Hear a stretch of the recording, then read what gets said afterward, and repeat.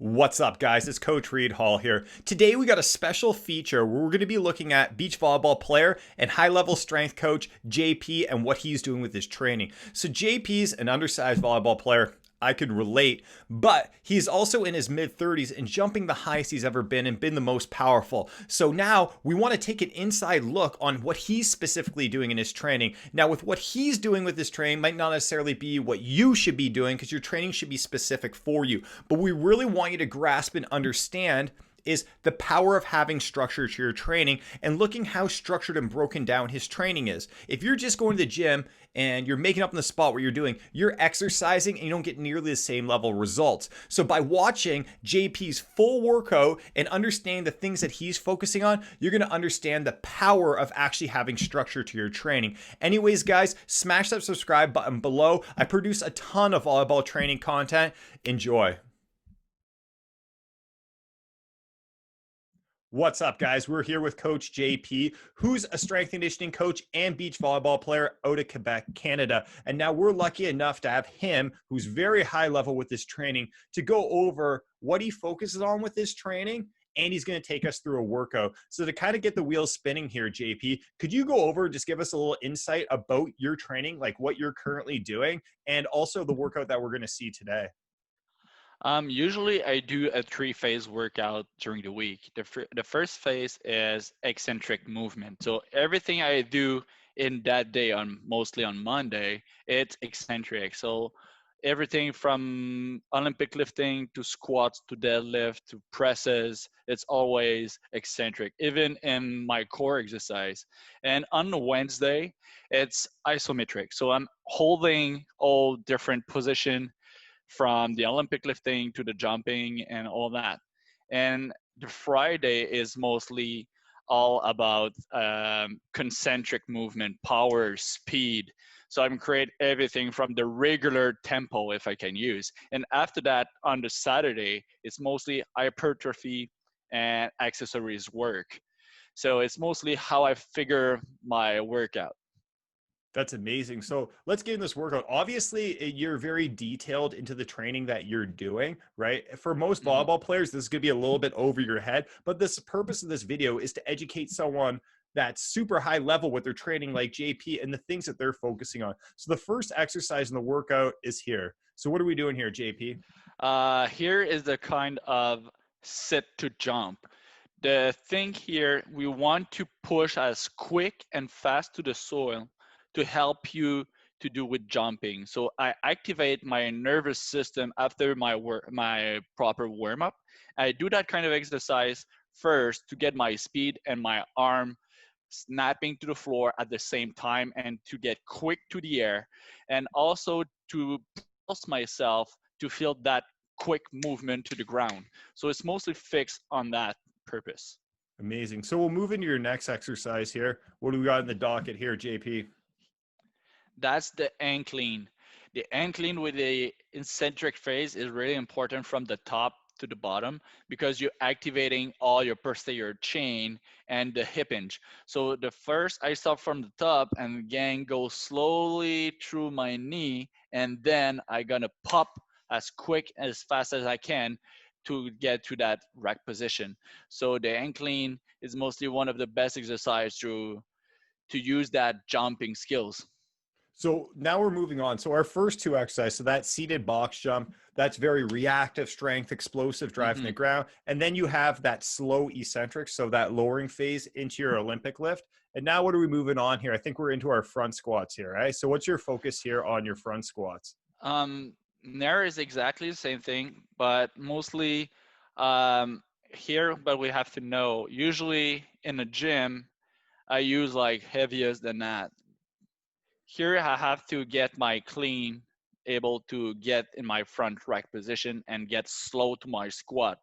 So the purpose in that is from the front squat is to keep my torso pretty much straight, and also to get that slow eccentric movement to my quads and glutes. But you see in volleyball mostly you have to get that landing stuff, right? You have to land and to get that proper position. So that's the kind of work that we have to decelerate and also to get that position and get quick on your jump. So I'm going slow at the bottom and then getting quick as fast as I can on the top. So that's a really good exercise to feel that movement And I on the think like landing. you brought up a really good point when he was talking about the lowering phase, that eccentric phase. So when you're lowering in a movement here, so the muscles are lengthening, that's called the eccentric phase. So when you're lowering in a front squat, as JP mentioned, you're learning to decelerate or be able to control the weight. When you're landing, it's such high impact from your jump in volleyball. And if you're not able to control that eccentric phase or build those deceleration patterns, you predispose yourself to getting all kinds of different injuries, whether that's an ankle related injury, a knee related injury, or a hip related injury. All True. right, we're moving on here, JP. What's the next one? The next one is a push press. And like you see, it's still on eccentric movement. So still push as quick as I can to push the weights over my head and slowly get through my clavicle. That exercise is going through to helping just to get that neural muscle movement, but also to helping to get quick on the push.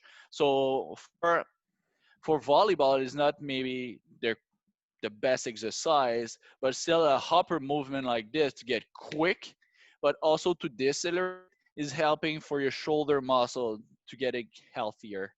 Because when we're hitting and have time under tension and all of that, you need to get healthy.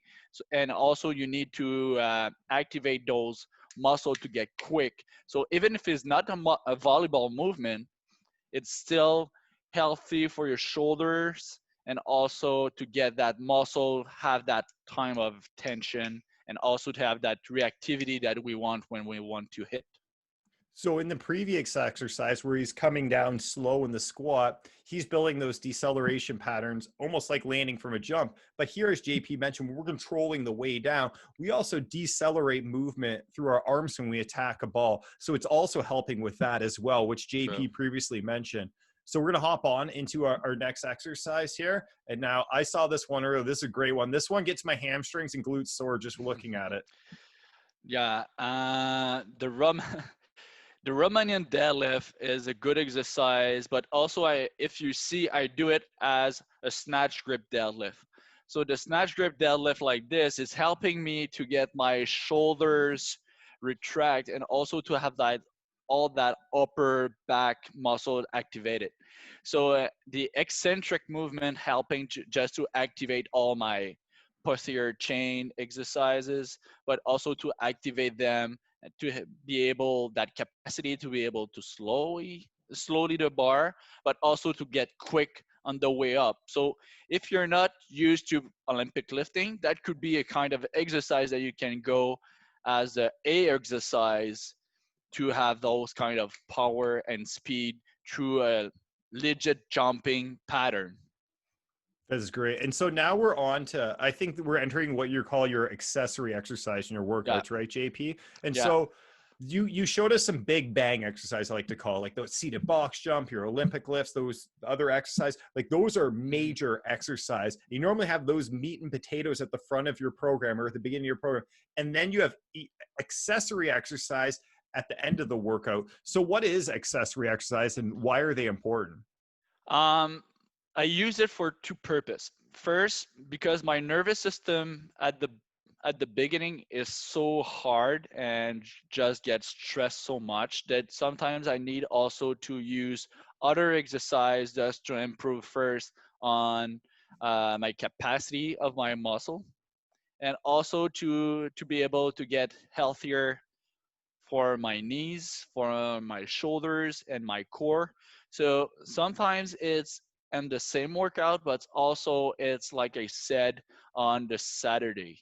So just because I'm so much tired, I don't want to hurt myself. But when I feel that I have so much nervous system exercise at the beginning, I finish with some other exercise at the end, because I'm helping just to activate and get my quads during a full game, because you know that in a game that could be 30 minutes to an hour and a half sometimes, and also you have to get like strong when you go on the side on passing or on the digging phase. So you need those kind of exercise mostly for that healthy and also to have that kind of specific movement. But for that, it's mostly to helping to have those volume through my leg to be able to do it.